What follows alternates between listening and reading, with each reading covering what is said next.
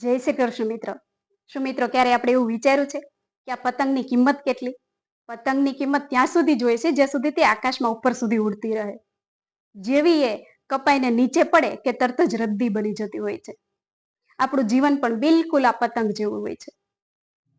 જ્યાં સુધી આપણે પરમાત્મા અને પરિવાર સાથે જોડાયેલા છીએ ને ત્યાં સુધી જ આપણું મૂલ્ય છે. પતંગની કિંમત તેના કાગળ પરથી નક્કી નથી થતી, પરંતુ જે દોરી તેને આકાશમાં ઉપર સુધી પકડીને રાખે છે તેમાં હોય છે. તો સાહેબ, આપણું મૂલ્ય પણ આપણા પૈસા કે હોદ્દામાં નથી હોતું, પરંતુ આપણા સંસ્કાર અને માનવતામાં હોય છે. તો આવો આપણે અગાશી પર જઈને પતંગ ચગાવતી વખતે એટલું ચોક્કસ યાદ રાખીએ કે પતંગ ભલે આકાશમાં ઉડે, પરંતુ તેનો કાબુ તો માણસના હાથમાં જ હોવો જોઈએ.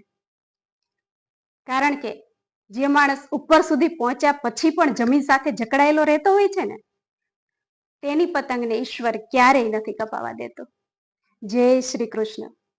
આ પર્વને આપણે તલ અને ગોળ જેવી મીઠાશથી તેમજ સ્નેહથી ઉજવીએ. હેપી મકર સંક્રાંતિ.